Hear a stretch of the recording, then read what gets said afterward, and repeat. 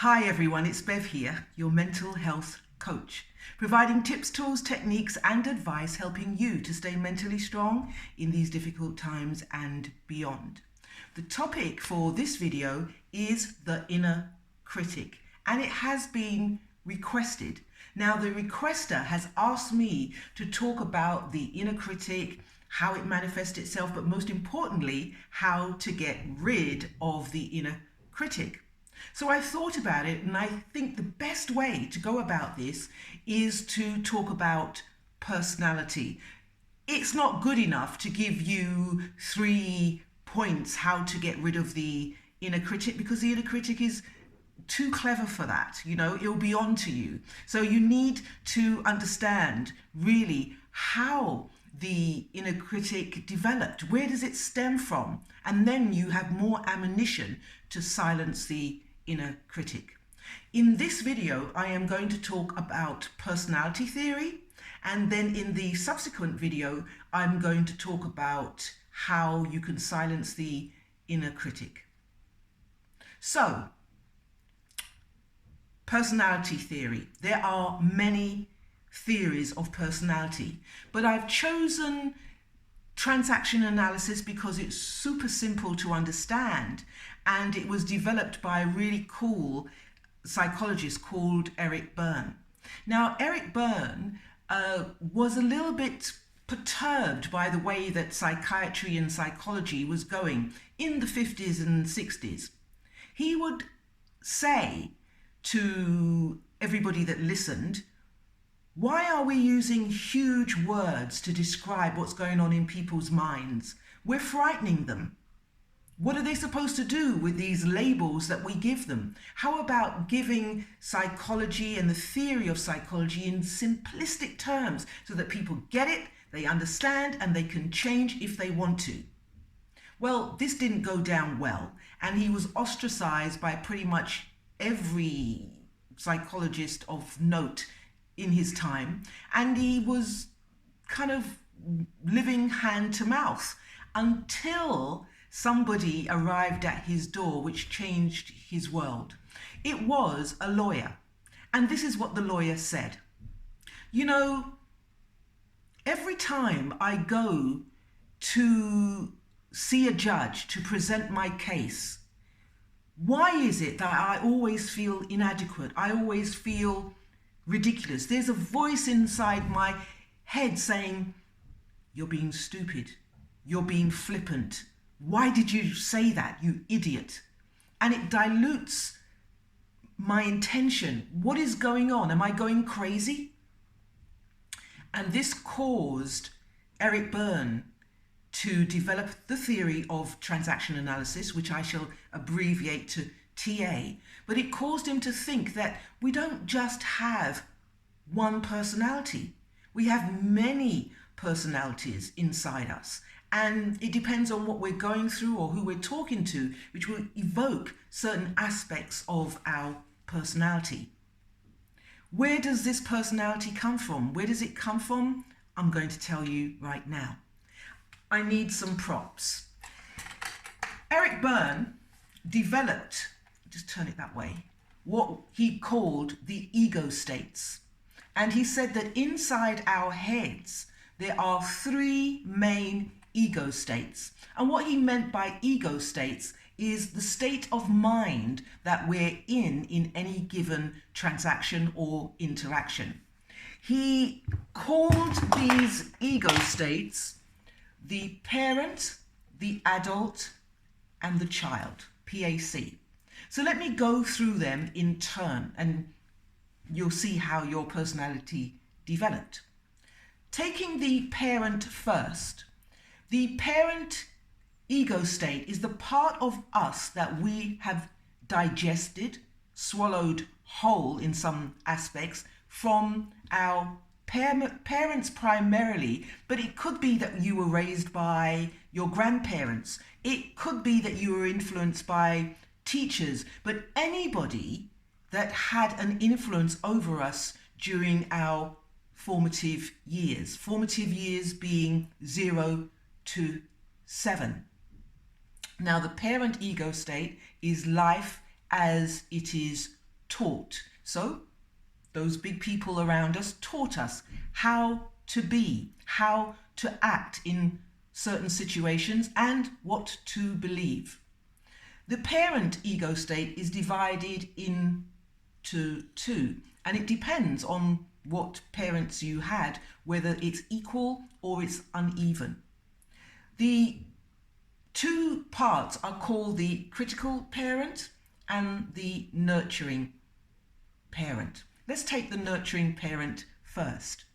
The nurturing parent is the side of your parents that supported you, protected you, still supports you, still protects you, says wonderful things like, well done, you're great, you can do anything if you put your mind to it, and words to that effect. So you feel loved, and it's from this support that you develop your self-esteem and your sense of self.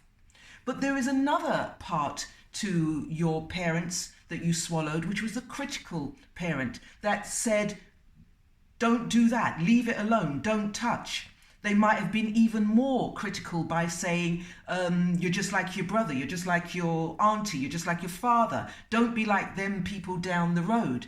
They told you in no uncertain terms what is important, what the values were, and how to behave. And if you didn't behave, then you knew all about it. Now you might be saying, well, my parents weren't that critical, but still I have a inner critic. Where did that come from? Well, it doesn't have to be a direct conversation. Sometimes our parents may talk about us. In fact, it's more powerful when they talk about us or in our presence, whereby they talk about, oh, those people down the road, they're like this and they're like that. And so you get the message, don't you?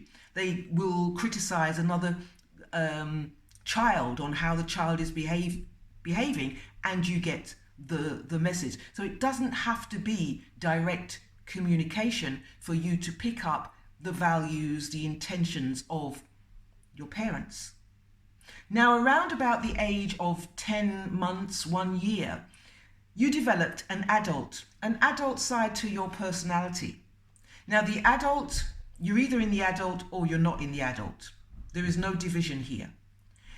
The adult problem solves. Here is a problem. How do I solve it? The adult makes a decision. And you're in your adult if you are asking questions.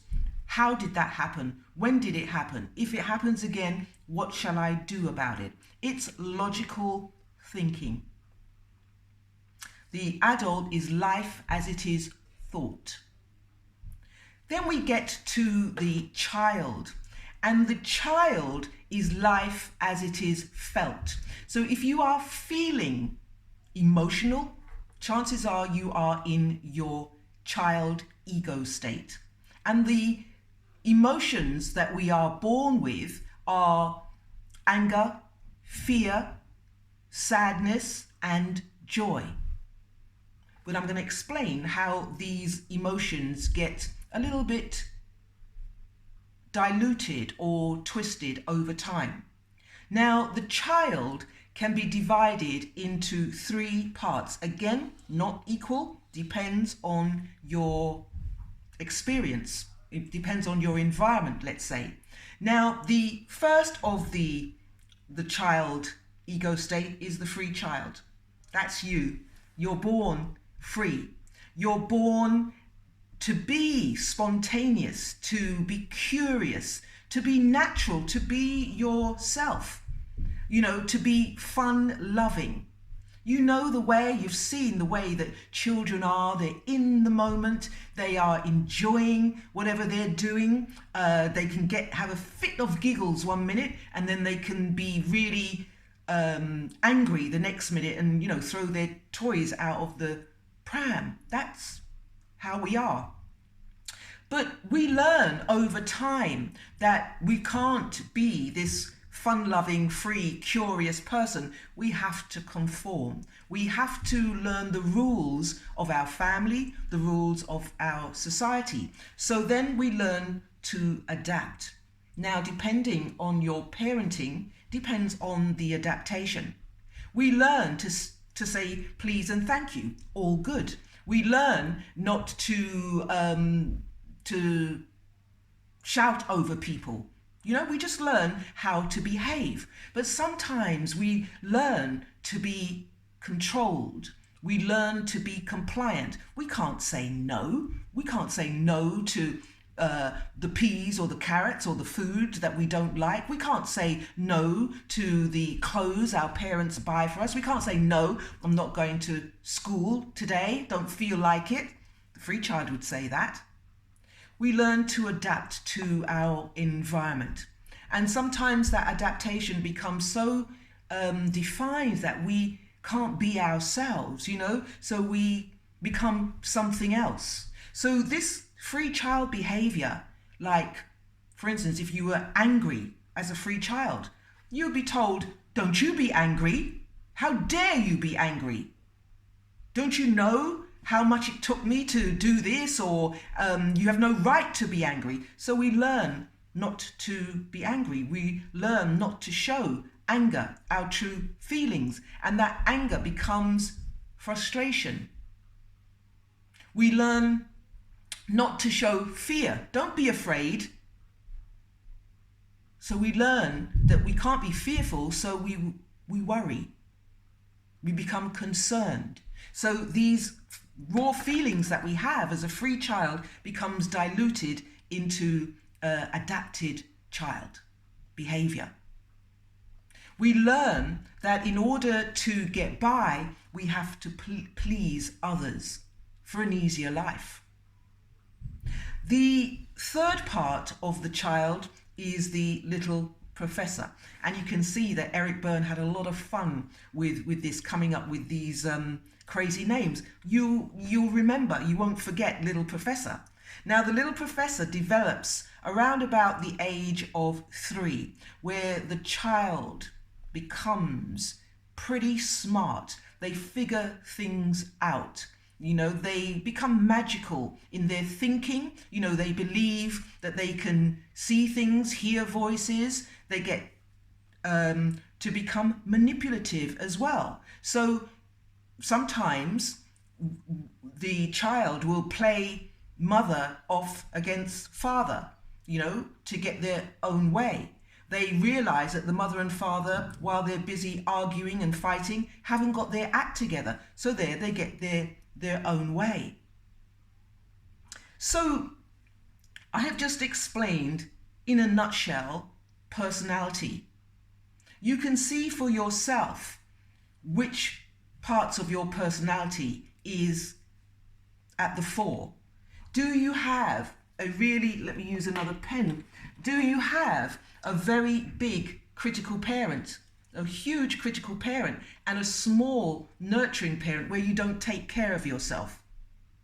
Do you have a small adapted child whereby you can't make a decision for love nor money? Or are you adapted, you know, always pleasing people, always conforming, always towing the line? Now let's take it back to the critical parent or the inner critic, because our parents will say what they say, right? Don't do this, leave it alone, don't touch. You made your bed, so you're going to lie on it, don't say anything. If you haven't got anything nice to say, then don't say anything at all. Eat your peas, eat your carrots. And that is day in, day out. And what happens when you become an adult and they don't tell you to eat your peas? They don't tell you not to talk to those people or don't be like those people. Then what happens is that you take over the role. You internalize all the values, the critiques, the criticisms, the standards of your parents, and you then become your inner critic. And the inner critic in you has a relationship between your inner critic and your adapted child. So when you step out of line, trying to be a free agent, trying to be yourself, trying to speak up for yourself, the inner critic, the critical parent within you would say, you sound ridiculous. Stop doing that. Stop showing off. Stop drawing attention to yourself. and it will activate the adapted child, and you will be quiet. You will become like that adapted child. I want to give you an example of this. So my mother, for some reason, unbeknownst to anybody, decided that she didn't like it when people ate in the streets. In fact, she used to say it is unladylike to eat on the streets, you know, like eating chips or even an apple, anything. She didn't like it.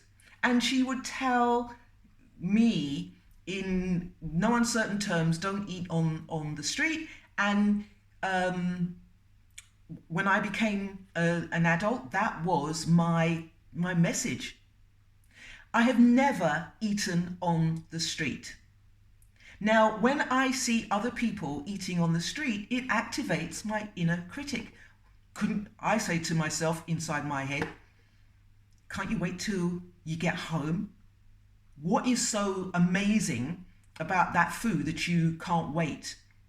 Or are you that hungry? That's my inner critic. Now, I can do that to other people, but what would happen if I decided to bust free from all the messages from my mother and decided to be a free child? I want to eat on the street. I've got some chips. I'm hungry. Oh, I will get, why are you doing that? You look unladylike. It's so unkempt. It's beneath you. I would get that inner critic day in, day out. It would stop me from eating. It would activate my adapted child and I would conform. Do you see how the messages from our parents, either subtle or overt, shapes our personality and the way that we are today? I want you, until the next video loads up, to think about the things that your parents used to say to you or say about life. They would have, definitely, they would have a value around education. You know, my mother used to have a big value around education. So every time she used to say, go and tidy your room, my little professor would kick in and I'd say, I'm reading. And she'd go, oh, okay then. That's the way of getting out of it. What value did your parents have about life, about money, about working, about other people, about your status in the community, about religion? And every time that you step out of line, you're knocked back into shape by that inner critic that you've developed. Think about that. I'll leave you with those thoughts. Until next time, we'll pick this up in the next video. Stay safe.